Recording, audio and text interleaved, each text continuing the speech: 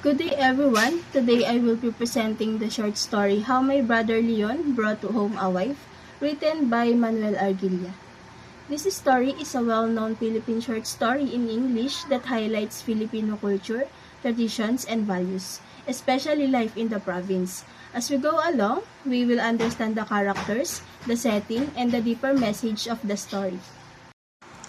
Before we discuss the story, let us first know the author. Manuel Arguilla is a renowned Filipino writer in English during the pre-war era. He is known for his writing style called local color, which means his stories focus on local culture, traditions, dialect, and everyday life of Filipinos, especially in La Union. Aside from being a writer, Manuel Arguilla was also a patriot. He was executed by Japanese forces because of his involvement in underground resistance during World War II. Because of this, his works are not only literary but also historical and cultural. The story begins with the narrator telling us that his elder brother is bringing home his beautiful and wealthy wife. The narrator wonders if everything will be alright when they live in their simple province. He then introduces Baldo, who accompanies his older brother and his wife as they travel through the province using a simple cart pulled by a bull. This introduction already shows the contrast between city life and provincial life, which is an important theme in the story. The setting of the story is in a small barrio called Nagrebkan, located in Bawang, La Union. This place is very simple and peaceful. There are no tall buildings, no noisy vehicles, and no busy roads. Instead, what we can see are wide rice fields, a rocky road, and a bull pulling a cart. The fresh breeze of wind and the quiet environment show the beauty of provincial life. This setting is important because it highlights the contrast between city life and rural life, which is one of the main ideas of the story. Characters of the story. The first character is Baldo. He is the narrator of the story and the younger brother of Leon. Baldo is described as obedient, innocent, and polite, especially to elders. Because he is a child, his narration is simple and honest, which makes the story more natural and realistic. The next character is Leon, the older brother of Baldo. He is the one who brought his wife home to their province. Leon is responsible, gentle, and a loving partner to his wife.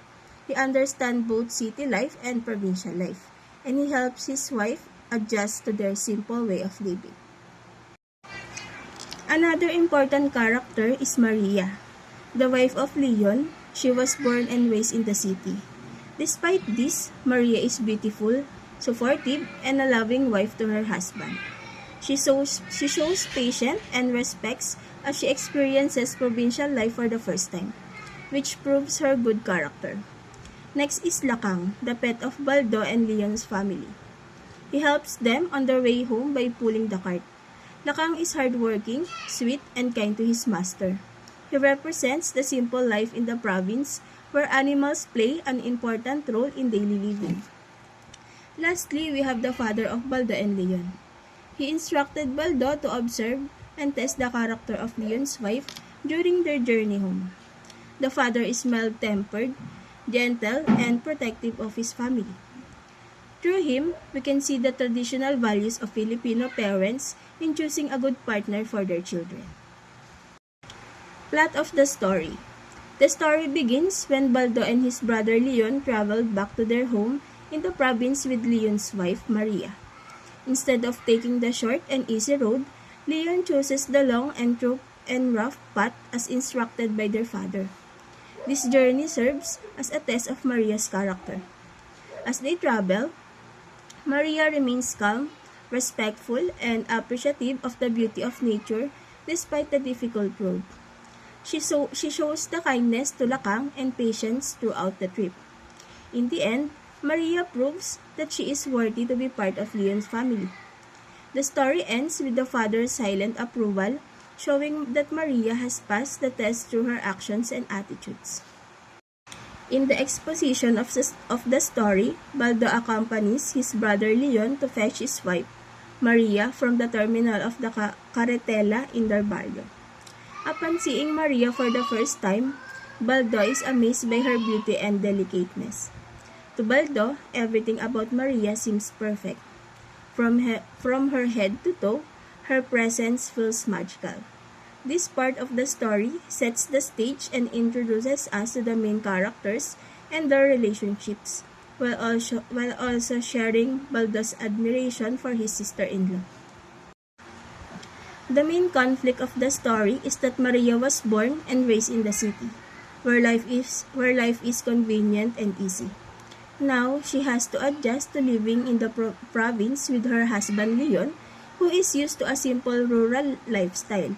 This means Maria could experience a culture shock as she will need to adapt to a completely different environment in order to live comfortably and happily with her new family.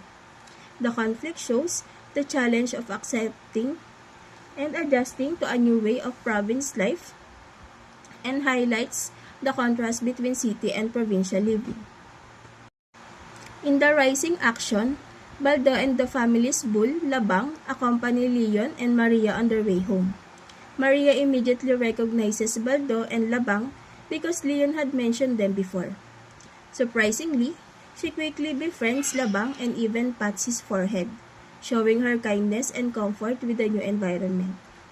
Without wasting any time, they ride on the cart with Baldo guiding Labang in front. Baldo feels amazed at how beautiful and graceful Maria is. Even in the simplest things she does, he is also captivated by the laughter and love shared between Leon and Maria, noticing how charming it is to see two people so deeply in love with each other. This part of the story builds the excitement and shows Maria adapting well to provincial life. In the climax of the story, night falls and surrounding gets darker. Making it harder to see the rocky road, Labang, the family bull, is clearly tired and thirsty from the long journey since they left the terminal of Carretela.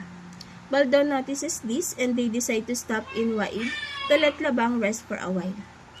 Even though the road is rough and the journey is tiring, Maria seems unbothered. She enjoys the scenery with Leon as they gaze at the stars in the sky.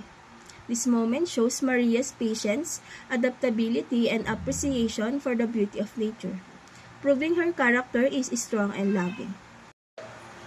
In the following action, after a short test, they continue riding so they can get home as soon as possible. The rocky road is still challenging, but the fresh breeze and the calm whispers of the wind make the journey more peaceful. As they ride, Leon starts singing and after a while, Maria joins in. Baldo is once again fascinated by Maria's beautiful voice. He also recognizes the song they are singing, which make the moment even more special. This part shows how Maria is adapting well and enjoying the simple joys of provincial life with Leon and Baldo. In the denouement of the story, upon arriving home, Maria feels nervous and worried about how Leon's father will react to her. After putting Labang back in this place, Baldo goes to his father and tells him about the journey and Maria's behavior. Baldo's father realizes that Maria is not arrogant, but rather a sweet and persevering woman. He feels relieving knowing that Maria and Leon will have a harmonious and loving relationship as husband and wife. This ending shows that Maria has proven her character and has been accepted by her new family. The theme of the story is about love and sacrifice. To love someone means being willing to sacrifice something for them. It is not about finding a partner who fills all the gaps in your life. Instead, it's about removing something in yourself to create space for that person to fit in your life. When you truly love someone, it is not difficult to offer them a place in your life, just like how Leon and Maria accept and adjust to each other's differences. This theme shows the importance of understanding patience and compromise in a loving relationship. Thank you for listening to my presentation about How My Brother Leon Brought Home a Wife by Michael Argilla. I hope you enjoyed learning about the story, its characters, setting, plot, theme, and the Filipino values it teaches us. Maraming salamat po.